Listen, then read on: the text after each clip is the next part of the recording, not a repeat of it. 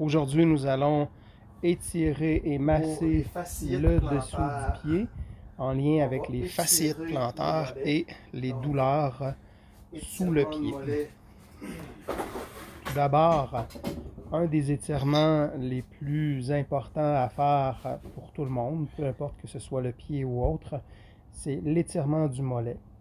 Bien important de se positionner le plus droit possible, d'éviter d'avoir des courbures exagérées au niveau du bas du dos et du cou. Placez votre corps bien penché avec le talon en contact avec le sol. Si vous placez le pied vers l'intérieur, vous allez avoir un effet plus prononcé de l'étirement. Toujours dans l'ordre, dans le principe d'étirement du mollet, une autre position, une variante. Vous allez être couché sur le dos avec une corde, un élastique ou peu importe, un objet qui va vous éviter de forcer avec vos mains et de courber le corps. Donc vous allez étirer en plaçant la corde près des orteils pour créer une inclinaison du pied vers le visage. Plus le pied va être vers vous en flexion, plus vous allez sentir l'étirement derrière de cuisse, mollet et aider pour votre pied. Ensuite, vous pouvez aussi avoir une autre variante. Toujours faire attention à votre dos, garder le dos droit. C'est le même principe que couché, mais cette fois-ci, vous allez être assis. Vous pouvez le faire avec une corde ou avec une bande élastique. Je conseille fortement de le faire un pied à la fois. Les deux pieds en même temps, c'est pas l'idéal, mais si vous voulez, vous pouvez le faire sans problème. Si vous le faites sans la corde, je vous invite à regarder comme il faut la position. Votre bas du dos doit rester droit et ne pas rondir votre dos.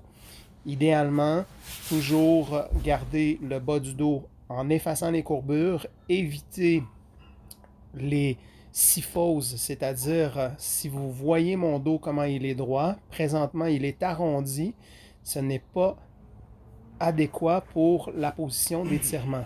Si vous avez des problématiques lombaires et si vous avez une position courbée comme ça, à éviter et ne faites pas cet exercice-là tout simplement. Utilisez un autre. Une autre façon d'étirer, cette fois-ci, c'est pas le mollet, mais on est vraiment avec le gros orteil, on utilise le poids du corps. Nous sommes assis sur les talons. Nous pouvons faire un pied à la fois ou les deux en même temps. Et vous pouvez faire du mouvement. Le fait de revenir en position les deux pieds au sol et d'amener les genoux vers l'avant, vous allez créer une dynamique de mise en tension. On peut le faire dans un objectif un peu comme d'entraînement ou d'exercice. Ça va solliciter votre stabilité non seulement de la cheville et des genoux, mais ça va solliciter les tissus dans leur mouvement naturel adéquat. Le fait de faire du mouvement va toujours augmenter la mécanique tissulaire dans son amplitude, ce qui est bénéfique. Vous pouvez utiliser aussi des objets pour pouvoir encore aller relâcher la gaine faciale qui est sous le pied. Je vous montre différents objets, dont des balles rigides, des balles en foam, des rouleaux de différentes structures, dont caoutchouc, bois. J'ai une balle ici, la première et la deuxième. Il y a une balle qui est rigide et une balle qui est souple. Idéalement, vous allez faire une tension sous le pied en étant debout. Toujours le faire debout. Si vous le faites assis, c'est pas l'idéal. Et lorsque vous le faites, ne le faites pas sur le foam comme vous voyez présentement. Faites-le sur une surface dure pour que le corps puisse recevoir la balle dans sa rigidité maximale. Donc, comme vous voyez, vous le faites sur la surface dure. Vous marchez en allant chercher le point de tension qui vous crée une douleur et restez 30 secondes à 90 secondes idéalement sur une région en douleur. Vous pouvez faire le massage en roulant avec une balle rigide. Vous ne pouvez pas rouler avec la balle en foam, mais vous pouvez rouler avec la balle qui est rigide et aller chercher les points, autant en faisant un mouvement de va-et-vient devant-derrière que de gauche à droite, pour aller chercher le tendon et créer une charge, comme un peu si je voudrais gratter une corde de guitare, je vais aller chercher le tendon en faisant un mouvement de gauche à droite. Vous pouvez faire la même chose avec des bâtons. Idéalement, le caoutchouc, le corps l'absorbe mieux, ça crée moins de douleur. Et je vais rouler et chercher les régions qui vont être en sensation douloureuse et je vais rester un 30 à 90 secondes, toujours en utilisant la respiration. Vous allez chercher un effet d'amplitude supplémentaire en respirant profondément. Vous pouvez faire tous ces exercices-là dans une même séance. Idéalement, c'est de trouver celle qui va correspondre à ce qui vous fait le plus de bien. Et vous pouvez faire seulement une chose à raison de 1 à 5 minutes à tous les jours sans problème. Vous pouvez aussi utiliser un bâton, un bout de bois, c'est des outils à massage pour pouvoir aller chercher plus spécifique les points de douleur en massant le dessous du pied.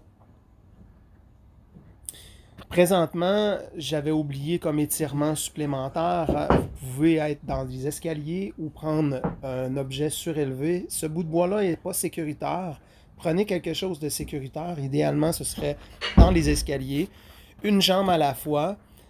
Cela vous permet d'étirer le mollet. Pour avoir plus d'efficacité, vous allez pencher le corps pour avoir un angle de 90 degrés avec votre corps et votre hanche. Vous allez surélever la jambe qui est dans le vide pour créer une charge supplémentaire d'étirement grâce aux tissus qui vont partir du bassin et du dos jusqu'à la jambe opposée.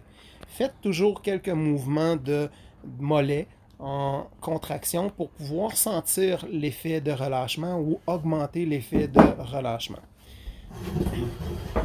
Comme tout à l'heure, nous avons commencé avec le bout de bois.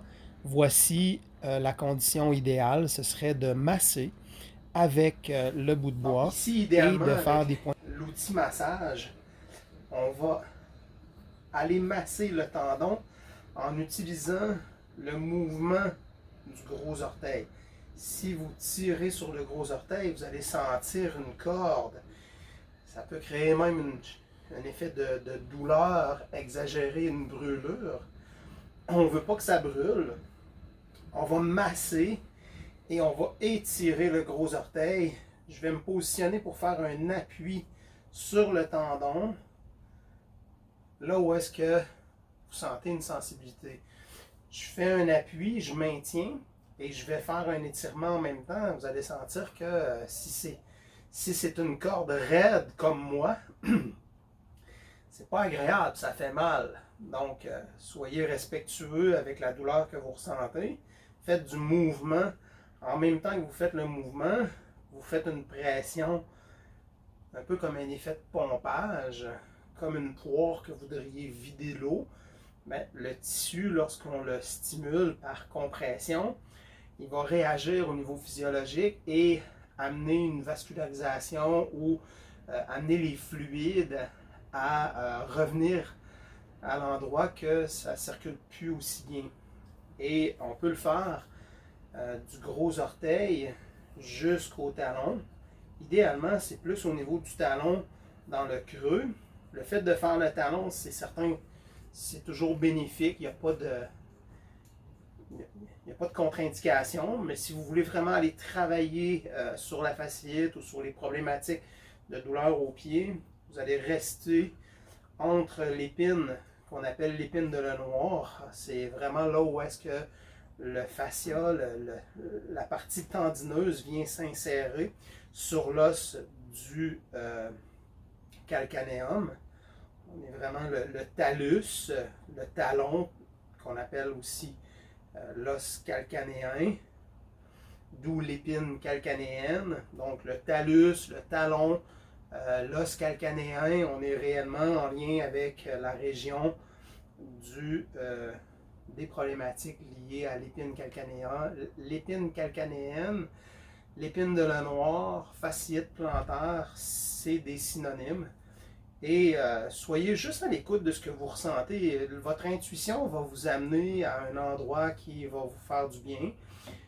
Si vous restez à l'endroit fixe sur un point de douleur, ce qui est conseillé, c'est toujours entre 30 secondes et 90 secondes qui peut avoir un changement physiologique au niveau du corps, au niveau de la région que vous êtes en train de solliciter. Ici, j'avais un objet en bois, mais il existe des spatules. Si vous avez entendu parler du gua sha, Ce que j'aime moins avec le gua sha, c'est que c'est un outil qui est très rigide. C'est un plastique. Et moi, j'ai une spatule ici qui est un grattoir pour les desserts. Et l'embout est en caoutchouc. Et le caoutchouc, je ne sais pas pourquoi, le fascia ou les tissus qui sont rigides, surtout les tissus où est-ce que c'est principalement conjonctif, tendineux, on dirait qu'il réagit mieux avec, avec une, avec une structure de type caoutchouc. Et si je viens gratter sous le pied, là présentement, j'ai pas de douleur au genou, mon pied, ma jambe, j'ai pas de difficulté à me positionner, mais si vous avez de la difficulté à placer la jambe comme ça ici, insistez pas. Si vous avez des douleurs au genou, c'est pas l'idéal. Vous allez changer de position en vous plaçant le genou sur une chaise et vous venez travailler avec la spatule. Ce que j'aime avec la spatule, c'est que on va vraiment avoir un effet rapide, efficace si vous le faites plusieurs jours consécutifs. En 3 jours, si vous le faites environ 1 à 5 minutes, puis que vous allez vraiment dans la douleur du tissu facial qui vous cause problème, vous allez déjà commencer à avoir un effet. Si vous le faites, il faut vraiment quand même être agressif, puis aller vraiment gratter toutes les régions qui peuvent être sensibles. Et autant vers le haut, vous allez autant de haut en bas, c'est pas la direction, c'est vraiment le frottement. Le fait de frotter, vous allez créer un effet gel-sol qu'on appelle. C'est que le tissu va se liquéfier. Et encore une fois, si vous tirez sur les orteils et que vous le faites, vous allez voir que la dynamique de sensation est vraiment pas pareille. Donc, mettez quand même un peu de tension pour aller dans la douleur. Cherchez la zone qui vous cause problème ou qui vous cause une douleur, pas au quotidien. On parle présentement lorsque vous êtes en train de faire une friction. Tirez sur le gros orteil et cherchez la région où est-ce que ça va être le plus sensible. Restez là quelques secondes et changez. Idéalement, c'est vraiment d'aller près de l'os, là où est-ce qu'on a les oignons, les fameux grosses protubérances osseuses. Lorsqu'on va près de cette région-là, on va avoir un impact global comparativement à si je viens juste au centre ou si je viens là où est-ce que l'épine calcanéenne et la région de la douleur en tant que telle, on n'est pas obligé d'aller exactement là où est-ce qu'il y a la problématique d'épine calcanéenne. Si on va à distance et sur le gros orteil aussi, n'oubliez pas de faire le gros orteil, vous allez avoir vraiment un effet supplémentaire bénéfique sur tout le fascia. Et n'oubliez pas de faire les étirements que je vous ai montrés au début, parce que ces étirements-là, c'est eux qui vont faire la continuité si la problématique part d'ailleurs. Lorsqu'on parle de problématique de pied, au niveau anatomie osseuse et nerveuse, on est en lien avec les régions sacrées 1 et 2, ainsi que 3. Donc, si on libère les tensions jambes, cuisses, fessiers et bas du dos, on va aider pour le pied. Parce que parfois, ce n'est pas le pied le problème, c'est la région anatomique spécifique nerveuse qui peut partir autant des lombaires, mais principalement au niveau du sacrum. Donc, si vous avez un trouble lombaire, une problématique sacro-iliaque, une problématique de la région du haut, il n'est pas impossible que vous ayez une problématique de pied qui ne se règle pas si on ne va pas traiter à partir du bas de dos jusqu'au pied. Donc, j'espère que cette vidéo va vous avoir plu et aidé. N'hésitez pas à laisser un like et de vous abonner à ma chaîne. Je vous souhaite de passer une belle journée.